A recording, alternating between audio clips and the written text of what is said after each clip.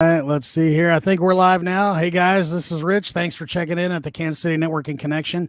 And I am here today with Jeff Newhard. And first thing we've got to do, first and always, is we're going to do our disclaimer, our unofficial official disclaimer. For the record, we are not, nor will we ever be giving legal, investment, or health advice on this channel. Our opinions are our own, and if you need those services, you should seek competent advisors in those fields. This information is presented for entertainment purposes only. You have been warned. And then finally, I'll say that the idea behind this channel is Zig Ziglar quote, you can get everything in life you want if you will just help enough other people get what they want. And that's what I do. I kind of help connect everybody. Hey, Larry's out there saying hi, and make sure everybody knows who everybody. I get calls all the time. Who should I call? So this kind of makes it easier for me to just send people to this area to find out what they need. So I'm going to introduce Jeff. Jeff is our special guest for this stream. So Jeff, why don't you take it away and tell everybody about what you do and how you do it? All right. Thanks, Rich. Again, I just want to reiterate for my part that disclaimer that Rich just read, because you'll probably hear me talk about today in some of the questions of investment advice and or fund advice. And that's what I do for myself. I don't do it for anybody else. And so if you hear me talk about that today, it's just for myself and what I do and what I know how to do. So again, if you're seeking that kind of advice, do contact competent legal advice out there or those licensed people involved. And thanks again, Rich, for allowing me to be on your channel today. And I am Jeff Newhard, and I like to call myself the accidental fund manager in a lot of ways, because I did become a fund manager just by accident. Well, what a great problem. I've been in and out of real estate for 30 years, and I'm a retired Army colonel and worked for many other companies and contractors, but I've always had real estate in the background. I've been doing it here and there and on the weekends and nights and evenings and just all over the place. So I have had a lot of experience with it and had the good, bad, ugly, and indifferent portions of real estate. Now, with all the experience, I'm, like I said, I'm the accidental fund manager. I started doing managing funds for my family funds, my parents and myself, and learning the different ways that we can make money. For many years, we've been invested in the stock market and watched the ups and downs with the stock market that was going on. And I finally got tired of that and said, there's got to be a better way. Of course, my parents were getting older and they were looking at a more stable, steady income. And so that's when I started looking at other ways that I could do it and actually help them out, help myself out, and just get better at what we do. And that's when I got into buying trust deeds. I got into making private money loans and making loans for new builds, that kind of stuff, off and on. But what I really specialize in is the lending of the private money, and we're buying the trust deeds and making the loans. Had a lot of experience in that over the years, got burnt many times over and over again. I don't know why I banged my head up against the wall, but at least for the most part, I didn't lose that much money. And I just learned the process and what needed to be done to make it right, make it legal, and make it so that everybody's always safe, not just our funds and our money, but the investors' funds and the borrowers' funds. And that's when I came up with the process that I use now and how I lend money out to anybody that needs it. And sometimes, though, I'll just flat out tell people no, because the deal doesn't make sense. Your ideas don't make sense. What you're thinking doesn't make sense. And people do look at me and say, what? You always tell people you lend money. Well, yeah, only if the deal makes sense. Well, it's good to lend money to make some more back. Correct. That's the goal, right? That is the goal. And then at the meetings we attend, and of course we met at the Mary meeting, but I always get people saying, well, I want to be the lender when I grow up. I say, no, you don't. Yeah, right. You just don't lend money and money comes back. It just doesn't work like that. There is a whole process in between right. you got to know about. Well, everybody's job is always easier if you've never done it. Yeah. Oh, yeah. I mean, that's every other job I see. I'm like, that guy's got a gravy job, man. But then you get into the weeds and you're like, wow, this sucks. So, yeah. So now my first question is, how did this start? And you kind of covered that a little bit, how you got started, but how long have you been doing this now? as far as being, the accidental fund manager, I guess? For the accidental fund manager part, I've been doing it or developing the process for the last 7 years. Okay. And then I really got into it more in the last 3. When I found and discovered the ways of using the servicers that I use and some of the other funds that are out there, that everybody can trade assets, money, ideas around. And that's where I really discovered how I could buy the deeds of trust and actually make some really good returns with deeds of trust, anywhere from 8 to 15% just on those alone. And then just keeping that money rolling. And then if a loan comes along needs to make, I can always do that too, because the money in the deed world is 12 months or less that I specialize in. That's my area specialty. I don't like the long-term notes. Sure. I stick with the fix and flip notes. And those are usually 12 months or less. And to be honest, the ones that I've been involved with here lately have all been 4 months or less. And those are great. Those are great. I mean, and you want people to get in, get out, and everything's secured. And the longer it drags on, man, the worse it gets. And you might explain a little bit what that you're doing basically for the layman, right? Because somebody might be watching this and I understand what you're saying. Some other folks might not. Okay. Well, basically, these deeds of trust are they're notes. They're actual notes out there that people have, like a mortgage, have created, and they're just for the specific purpose of a fix and flip loan for an investor. The ones that I concentrate on buying are from other funds that have actually gone through. They vetted the investor, they vetted the project, they vetted the property, and the investment is no more than 70% of the ARV based on an appraisal. And that I use those same processes in my lending that they use. And so everybody can be on the same sheet of music. And when we get all that information back and they say, yeah, you can buy this deed of trust at X percent, usually around 10, 11%. It does vary from 8 to 15%, but the average is 10 to 11%. And buy out the note from them. The servicer keeps a couple of percentage points per month. They collect the monthly payments. They keep their part, and they send the rest on to the investors like me or anybody who buys those notes.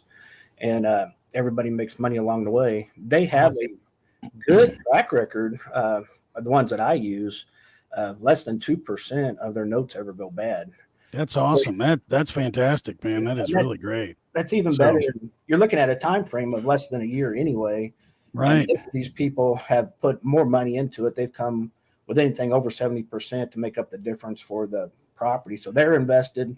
Everybody's invested to make a profit on this. And so it's a pretty lucrative type of investment that comes about. So that's good. Before I forget, everybody go into the description there. You'll see how to reach out to Jeff and get in contact with him and put a bunch of different information about him and his links. So whatever you need to do, if you want to get a contact with him about something you're thinking about doing or whatever, his information's out there. Be sure to go to those other pages too and join the groups that are out there. We're always growing this group to try to make sure that everybody gets connected with all the people they need to find. So, and then the next question I have is, what were the biggest issues with getting this started? Because and you can pick one specific thing or the whole thing in general because you've done a lot. I mean, obviously, what was the hardest thing you think getting this particular thing started? For me, myself, when I started it, it's an actual Regulation D 506C fund. Right. With the SEC, both at the state. The government's involved. Not at the federal level yet, but at the state level. And that all depends on how much money you have under or assets under management. But making sure everything is legal and spending that money, and that's not a cheap thing to do and go about. And the reason I did that is, well, I was doing it for myself and my parents. And of course, we're family. We're not going to beat each other up if something happens, but I wanted to make sure that everybody was comfortable with what's going on. Well, my mom started saying, hey, Jeff's really got it going for us, and started telling the rest of the family. And so everybody wanted to jump in on it. And so I was de facto creating a miniature syndicate anyway, just in not a legal. Right, not official, right? Yeah, not official legal type format. And so people started getting different returns, different links and stuff on their loans that I set them up in. And then they started complaining. Everybody's making money, but they're still going to complain. They're making more than me, or he's making less than me, or whatever. So Yeah, I right. just finally said, enough of this. We're going legal. This is everything. Everybody makes the same amount of money now. Right. There's not going to be any more of this infighting and stuff going on. So I set it up that way. And now I'm official where anybody, credited, not accredited investors can also jump in. And if they want to make a passive income in real estate and enjoy what I do or how I do it, then they're more than welcome to contact me and get in on making some really good passive income. Awesome. So, did anyone tell you it wouldn't work? When you had to start getting started with this? Um, Thinking back, there's always the skeptics and the naysayers. There's always the people that say, well, I've never heard of that. And I'll say, well, I've never heard a lot of other things in life either, but here it is. And right. And so, typically if there's making money, you're not the only one ever to done it. Right. Right. And I'm not doing anything that's not new or some revelation in the market or anything. It's stuff that's always been out there. You just got to search for it. Right. Most people just don't know about it. I mean, that's the best part, right? People are just ignorant to what's going on. So, yeah. And, and people always say they're, find that niche or find that blue ocean per se out there that nobody else is playing in or very few people are playing in. And that's really what I found. Just a roundabout way, just poking my head here and there. And that's awesome. I mean, because that's really, here's the thing. I mean, I couldn't even imagine, like, I'm in high school knowing that this is even a thing, right? Right. I mean, I'm going through this now with a daughter who's getting ready to graduate. And if my parents would have come to me and said, hey, look, you can do notes and stuff, I'd have been like, what? I think my parents would have said, what? So I'm the same way with my son. He's a senior in high school himself, getting ready to go to college. And he's looking at me, just kind of shaking his head. And I said, well, what don't you understand? He says, everything. Right. Everything. Everything. Learn it. Well, maybe someday. But, well, at least mine's ready to go. She wants to be a real estate agent or a realtor for sure. So that's good. So, sure, I mean, I can get her started on that pretty easy. Yeah, definitely. So she's ready to buy investment properties. So I was like, I like the sound of that. I can help with that too. So, yeah. So anyway, and the next question is, do you love what you do now? Oh, yeah. I love it. When I first started 30 years ago, I was like everybody else, thinking I needed to get the rental property and get the tenants and everybody in there. Had 7 houses and figured out I hate tenants. I've been a tenant myself. I hate tenants. I don't want to get the calls. I don't want to have to deal with anything like that. So that's when I just started looking at other things and other ways to make money in the industry. And now I've got to the point where this is so easy, and it's kind of hard to believe, and some people look at me funny, but it's kind of just a no-brainer. It really is that 2-hour-a-day commitment, and you're good. That's awesome. So, and that's the thing too, is, I mean, if you wake up every morning going, I can't wait, man, that's what it takes. I mean, and if you don't like toilets or whatever, this is a lot easier. Oh yeah. Investing in the paper and the short-term paper. Oh yeah. Right.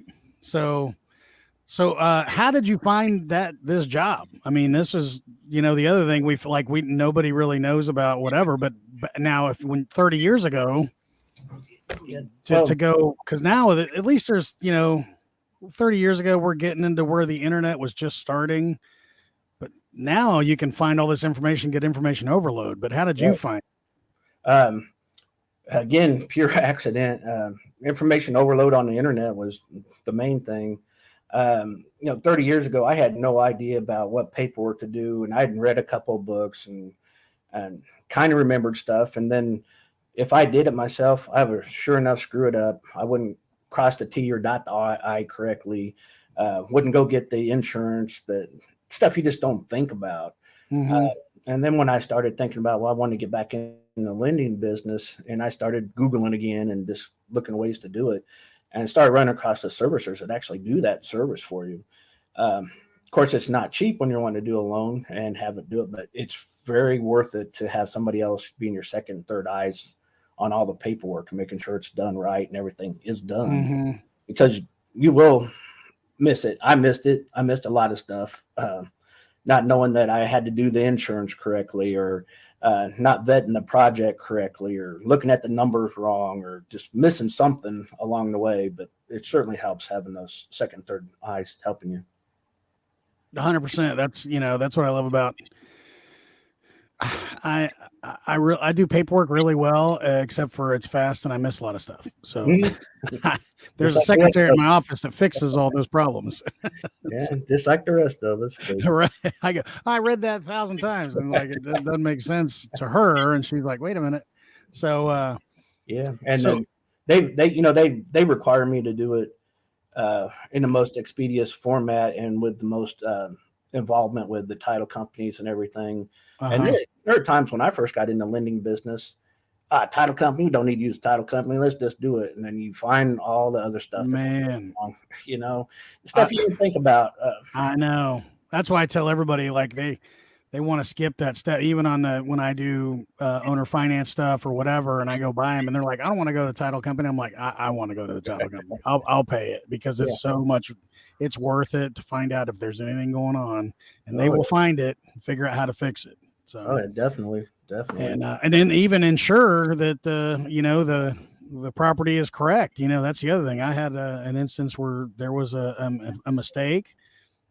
They stepped up and fixed it, man. I mean, I'm thinking, God, if I hadn't had a title company, that would have screwed the pooch big time. Mm-hmm. So, oh yeah, been there, done that myself. Yeah. So, if someone was watching and wanted to follow the same career path, would you recommend doing it the same way, or is there a better way to get started doing what you do now? We could always do 30 years of experience. Getting one best way to do it. I really don't know one best way to get there because it just was accidental to me. And kind of fell into it.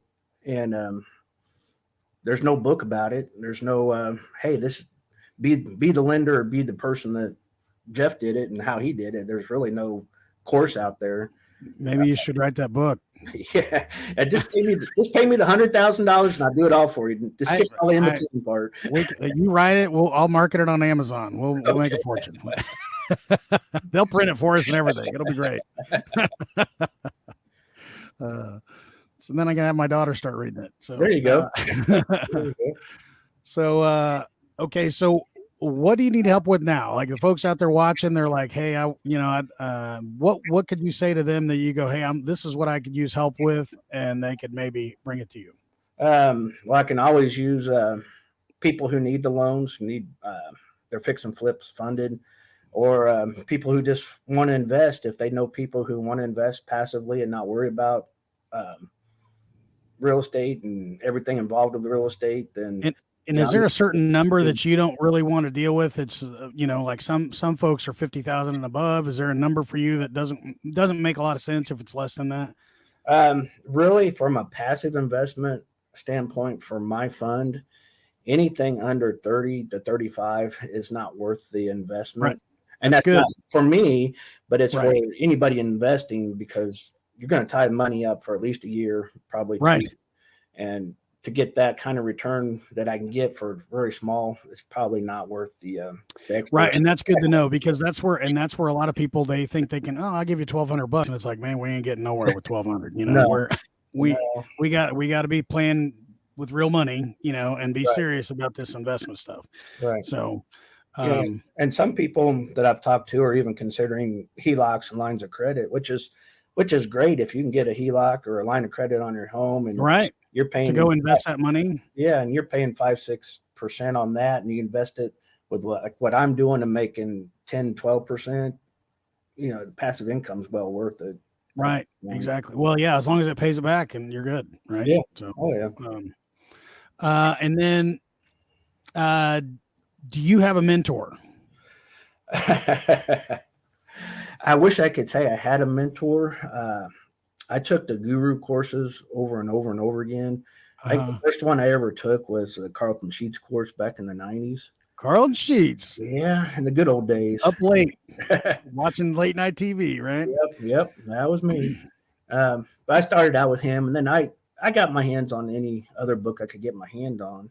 But I quickly realized all the gurus out there were saying the same thing, different format, saying the same thing over and over again. Sure.